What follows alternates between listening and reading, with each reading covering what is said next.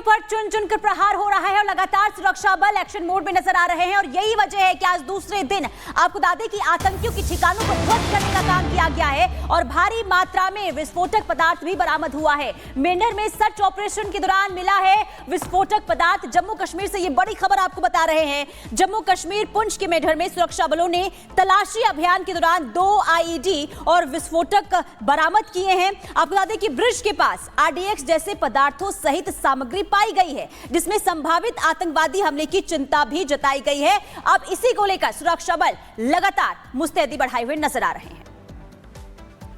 और गुरसिमरन हमारे साथ सीधे जुड़ गए हैं, उनके पास चलेंगे। गुरसिमरन, देखिए बड़ी कामयाबी हाथ लगी है मेंढर में। सर्च ऑपरेशन के दौरान विस्फोटक भी बरामद हुए हैं, साथ ही साथ 2 आतंकी ठिकाने भी ढूंढ लिए गए हैं, भंडाफोड़ हुआ है।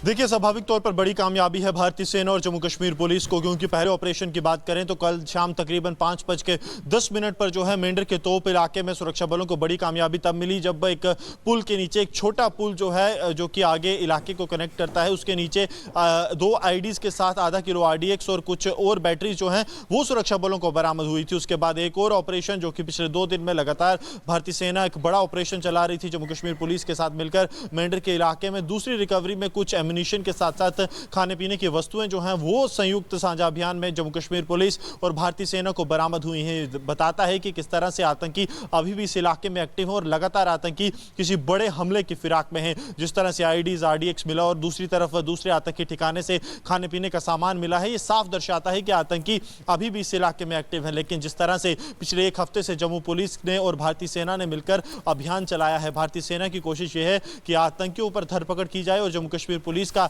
मुख्य फोकस जो है आतंक के समर्थकों पर है। 12 से ज्यादा आतंकी समर्थक जो हैं जम्मू संभाग में अभी तक गिरफ्तार किए जा चुके हैं। वहीं दूसरी तरफ भारतीय सेना जो है वो लगातार ऑपरेशंस कर रही है ताकि आतंकी ठिकानों तक और आतंकियों की लोकेशंस तक पहुंचा जाए। कल जिस तरह से 2 आईडीज और आरडीएक्स बरामद हुआ है वो ठीक इस तरफ इशारा करता है कि सुरक्षा बल जो है उन्होंने एक बड़े आतंकी घटना को विफल कर दिया है। अगर ये आईडी ब्लास्ट हो जाती तो कहीं ना कहीं नुकसान हो सकता था, क्योंकि ये सरहदी इलाका है, यहां से सुरक्षा बलों की कार्रवाई भी लगातार जाती है। तो क्या सुरक्षा बलों की कॉन्वॉय इसका निशाना थी, ये अब जांच का विषय रहेगा। लेकिन एक बड़ी घटना को जो है भारतीय सेना और जम्मू कश्मीर पुलिस ने संयुक्त अभियान में टाल दिया है और 2 आतंकी ठिकाने जो पिछले 2 दिन चले ऑपरेशंस में ध्वस्त हुए हैं वो कहीं ना कहीं इस तरफ इशारा करते हैं कि अब सुरक्षा बल उन आतंकियों के नजदीक है। लश्कर तोयबा के वो आतंकी जो घुसपैठ कर पाकिस्तान से जम्मू पहुंचे हैं और लगातार बड़े आतंकी हमलों की, चाहे भाटा दूरी, बिल्कुल देखिए गुरसिमरन, एक के बाद एक आतंकी ठिकानों को यहां पर ध्वस्त किया जा रहा है, भांडाफोड़ हो रहा है। बहुत शुक्रिया आपका तमाम जानकारी के लिए।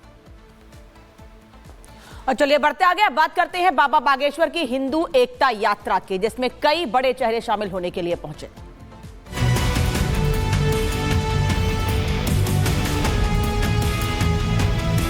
भारत के मुसलमान वहां पर ये अपील करें कि बांग्लादेश में हिंदुओं को सुरक्षित रखें।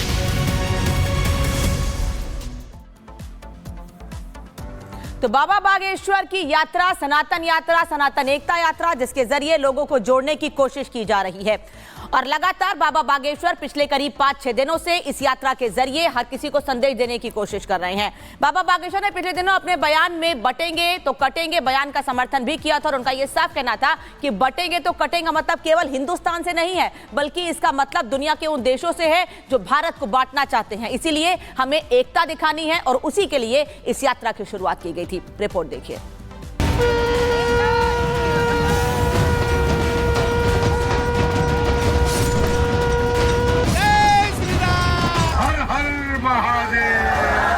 हम सभी हिंदू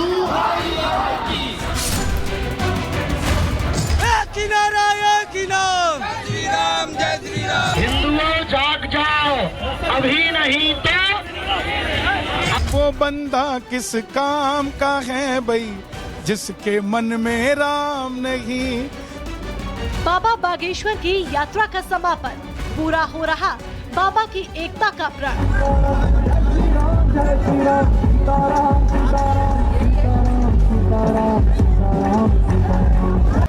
जात पात की बांधने खटरी बाबा बागेश्वर की यात्रा पूरी।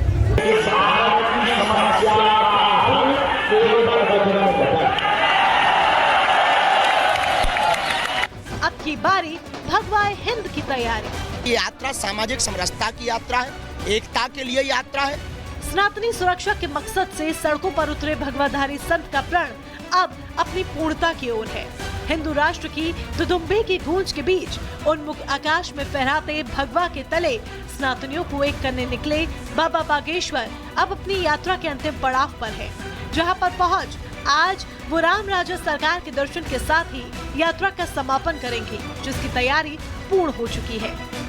हमारी मौजूदगी है राजा राम मंदिर के सामने ओरछा धाम में, जहां पर तैयारियां चल रही हैं। पंडित धीरेन्द्र कृष्ण शास्त्री का आगमन होने वाला है। राजा राम मंदिर में वो दर्शन करेंगे। दर्शन के बाद जो भक्त हैं, जो उनके साथ लगातार 8 दिनों तक पैदल यात्रा की है, उनको संबोधित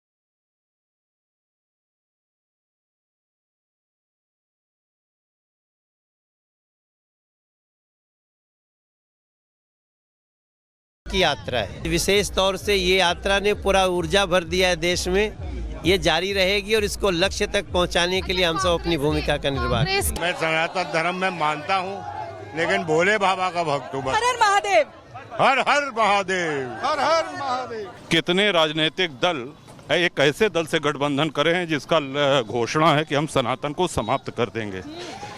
तो इस तरह की जब चोट सनातन पे होती है, हिंदुत्व पे होती है, और भारत तभी तक लोकतंत्र है जब तक हिंदू बाहुल्य है। तो एक चेतना जगाने का काम हिंदू समाज में समय समय पर संतों महात्माओं द्वारा होता रहा है।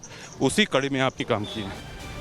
भारत भर के सनातनियों को एक करने निकले बाबा बागेश्वर की यात्रा के रूट को अगर समझें तो सबसे पहले जया उद्देश्य और संकल्पों पर भी एक नजर डाल लेते हैं।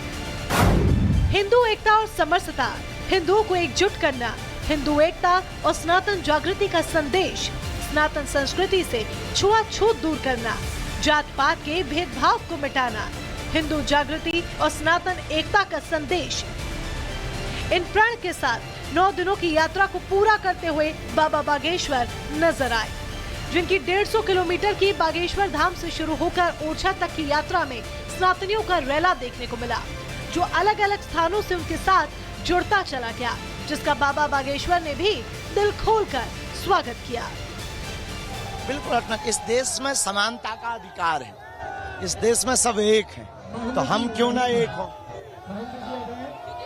नेता, ये राजपूत नेता शूद्र के साथ खाता भी नहीं है। जज्जी को बुला लो। ब्राह्मण नेता हो, ऊंची जाति का हो, नीची जाति के साथ खाता नहीं है।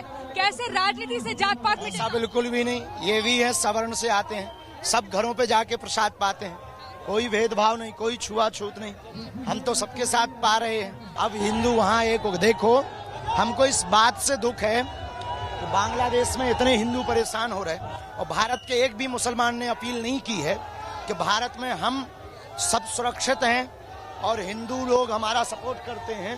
तो इनको मांग करनी चाहिए कि जैसे हम भारत में यहाँ सुरक्षित हैं, तो भारत के मुसलमान वहाँ पर ये अपील करें कि बांग्लादेश में हिंदुओं को सुरक्षित रखो। सनातन की इस यात्रा के समापन से पहले ही बाबा बागेश्वर ने ये बता दिया कि अभी तो बस ये शुरुआत है, अब लड़ाई आर पार वाली होगी।